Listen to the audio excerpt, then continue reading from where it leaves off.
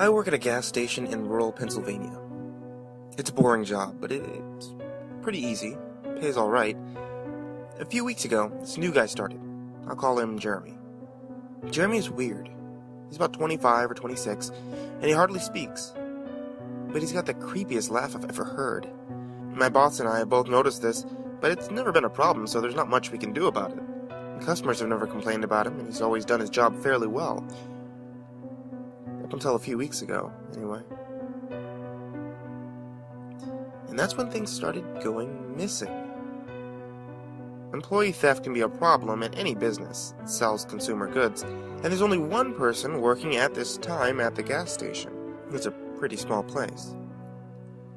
About 2 weeks ago, my boss started noticing that we were short on motor oil. At first it was a few containers at a time, then entire shelves and boxes from the back room. Pretty soon, entire shipments would be gone the next day after we got them, and it would always be right after Jeremy's shifts. My boss had checked the security tapes from every single night that he worked, but he could never catch him in the act. Jeremy would lock up at closing, and the motor oil would be gone the next day. My boss usually takes the tapes home with him to try and catch Jeremy stealing, but his daughter has a softball game last night, so he asked me to watch the tape for him. He offered to pay me overtime under the table, so obviously I took the offer. There are 3 cameras, so he gave me 3 different tapes to check. I figured it would be a long night, but I'm trying to save up for a vacation, so I really needed the money. I took the tapes home, popped them in an old VCR, and sat back. 2 days ago, the last time he worked, Jeremy started at 4 p.m. Everything seemed pretty normal at first. He counted up his drawers, switched off with the girl who had worked before him, and waited for a customer. The first person who came in was Mrs. Templeton. The timestamp on the video read 4:03, a regular. She picked up her cigarettes and a newspaper and paid with a 20. Nothing unusual there. The next customer was a local guy named Ron. He drives a motorcycle, usually comes in every few days. He filled up his tank, got a bag of beef jerky, paid with a credit card, and then left. Next was some guy with a cowboy hat. I'd never seen him before, but we get plenty of strangers passing through, just like any gas station. He got $40 worth of diesel fuel, paid with a $100 bill, and went on his way. I sat back inside. The only thing more boring than doing this job is watching someone else do it. My boss's offer was enough to keep me watching, though, so I left the tape on. Everything seemed pretty normal. I had a feeling that if Jeremy was stealing motor oil, he knew we were suspicious of him by now. I didn't expect him to be dumb enough to let us catch him on camera. Things stayed boring and routine until about 5 o'clock. At 5:03, Mrs. Templeton came back in. She must have forgotten something. But she didn't. She bought the same pack of cigarettes as before. And the same newspaper. She paid with another 20. That's odd, I thought. But then again, she's a little absent-minded. I thought Jeremy should have told her that she already got smokes, but it's not against the rules to sell somebody the same thing twice. That's when Ron came in again. He bought another tank of gas for his motorcycle again. I later checked the outer camera because I thought maybe he had another car that he wanted to fill up, and the same pack of beef jerky. He paid with his credit card again. No big deal. I figured this was just a weird coincidence. Mrs. Templeton forgot, and Ron probably owned more than one Harley. That's when the guy in the cowboy hat came back in. I felt a chill run down my spine. Don't get diesel. Don't get diesel. But he did. He got $40 worth of diesel, and paid with another $100 bill. Every move he made was identical to his first visit, right down to the way he scratched his nose before walking out. Either the guy was rich, owned a lot of trucks, and just moved into town, or something really bizarre was happening. I kept watching. Every customer for the next hour was the same as before, every single one. I was seriously freaked out, and then at 6:03, Mrs. Templeton walked back in. She bought her cigarettes and newspaper again, and paid with a $20 bill. I thought I was going to lose it. I only watched another half hour before I started fast-forwarding through the rest. It was all the same. Every customer would come in at the exact same time, exactly 1 hour apart. Now I know what you're thinking. That sneaky motherfucker Jeremy had messed with the tapes. He had run a loop of his first hour of business over and over and over. And that wasn't the case.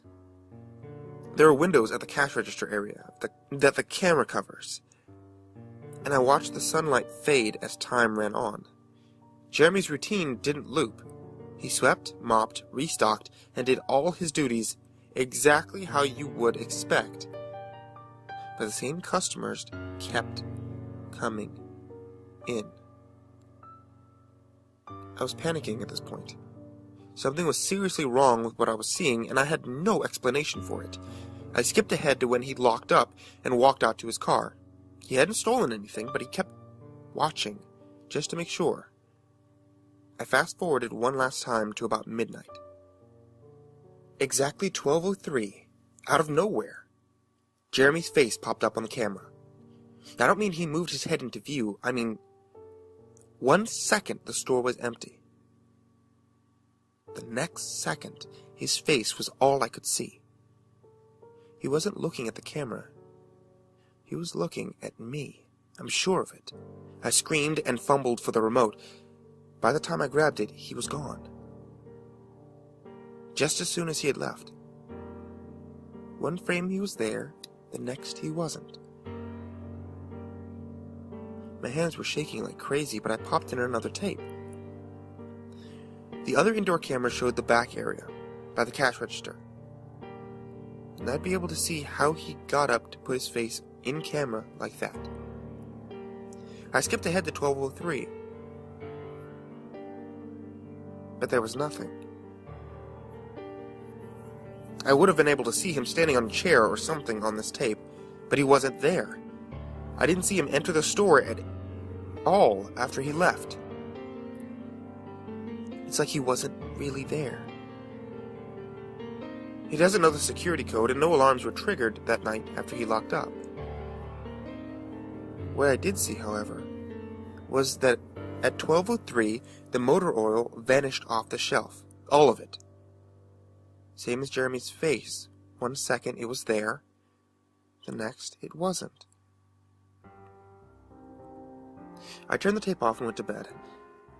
I didn't get a wink of sleep. My body was exhausted right now, but my mind was racing. That tape was undoubtedly the creepiest, most disturbing thing I've ever seen in my life. I work in a few hours. My boss asked me to bring the tapes back in and let him know what I found, but really, what the hell am I going to say? Jeremy works the night shift tonight, directly after me, and the plan is for my boss to come in just before I leave and confront him with me, as I'm supposed to be the one who caught him stealing. I have no idea what I'm going to do. I suppose I have to show my boss the tapes, but I don't want to watch them with him. I never want to see something like that again. I can't get the image of Jeremy just smiling directly into the camera out of my mind. It was the creepiest look I've ever seen on another human being's face. Anyway, I'm going to get some last-minute sleep before I have to go in and deal with this. I'll let you guys know what happens. Update. 2:49 p.m. Updating from my phone. Apologies in advance for errors. My boss just finished watching the last of the tapes. I told him what to expect, but you really can't prepare someone for something like that. He's scared shitless. I am too. And Jeremy's due to come in at 4. We've got a little over an hour to get this shit together, but neither one of us knows what to say to him. Is he just a fucked up guy who likes to steal motor oil and scare the shit out of people? Or is he something else? I don't know if this is crazy, but does anyone think he could have anything to do with the time loop? My boss says he never noticed anything like this in the other tapes, But the way he popped up in this one made me think he knew I would be watching. It's like he wanted me to see. Like he was showing off or something. The way he smiled into the camera like a little kid showing you a sand castle. Something like that. I don't know. I probably sound crazy, I'm sure. I sure feel the part. I'm going to talk to my boss some more. We have to calm ourselves down and figure out how to handle this.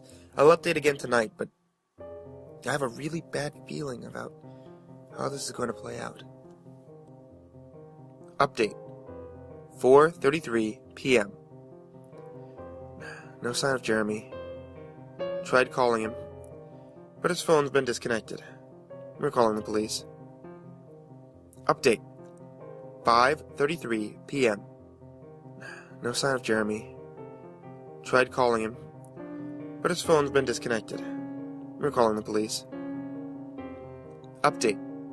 6:33 p.m. No sign of Jeremy. Tried calling him, but his phone's been disconnected. We're calling the police. Update. 7:33 p.m. No sign of Jeremy. Tried calling him, but his phone's been disconnected. We're calling the police. Update. 8:33 p.m. No sign of Jeremy.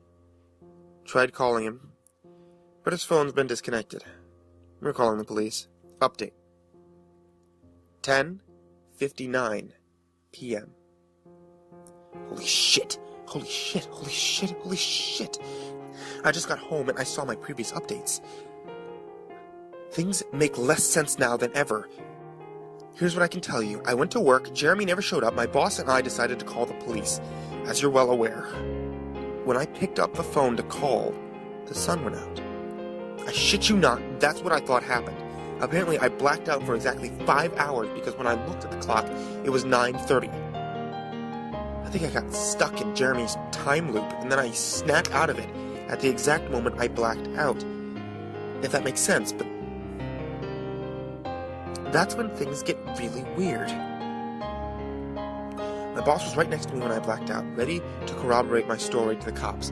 When I came to, the phone was in my hand, but it was dead. Not even a dial tone. My boss was still right there, but he wasn't moving. He was standing up, but frozen. I looked at the clock again, and it wasn't moving. The second hand was stuck on the 12. It was 9:33 exactly. The clock on the register, computer screen, it wasn't moving either. My phone was frozen. There was even a customer at the register waiting for my boss to get him cigarettes. I'm betting that would have been his 5th pack of the day. I got the fuck out of there, didn't lock up, didn't turn the lights out, and sorry guys, I didn't grab the security tapes to upload to the internet. Believe me, that was the last thing on my mind. The gas station is on a major highway and cars were parked all around it except they weren't parked, they were frozen. The people inside were sitting still as wax statues. I got in my car and prayed that it would start, and thankfully it did. About halfway home, time started up again. The static from the radio turned into music like it was supposed to be, and from what I could tell by listening to the host talking in between songs, no one noticed the time had frozen. Whatever it was. I was the only one that did. Well, I'm sure Jeremy noticed as well. I still have no clue where he is or what he's doing. I'm hiding in my room and calling the police again in the morning. I don't know if I ever got through to them before, or if I did, whether they took me seriously. I'm scared for my life at this point. I'll update tomorrow. If I can. Final update. 10:33 a.m. I finally fell asleep last night around 4. I have no idea how I did. I guess exhaustion finally got the best of me. This morning, I woke up to my phone ringing. It was my boss. He'd been calling me since about 6. He woke up when the time turned back on last night and immediately called the cops. They came by to see what was wrong, and he told them everything, and the police around here are all small-time guys. They were more concerned with the missing motor oil than anything. But my boss figured he would take it, as long as he had their attention. They decided to go looking for Jeremy. We kept all our employees' applications on file, and since Jeremy just started working there, he was easy to find. They checked the address on it and headed over to his house. And you're not gonna believe what they found. The address Jeremy listed on his application was an empty lot. Or at least, now it is. There used to be a house there, but it burnt down in 1993. Being a small town, almost everyone remembers that fire. A family of 4 used to live there way back when. Rumor has it, they had an estranged son who they never really talked about, but I can't say for sure if that's true. What I can say is that after an insurance investigation, the fire was ruled an arson. The entire house was soaked in oil and torched with a Molotov cocktail. The entire family was sleeping when it happened. None of them survived. They never caught the guy who did it. Rumor has it that when they tried to contact the estranged son, no one could find him. Anyway, my boss called and told me this, and I freaked out.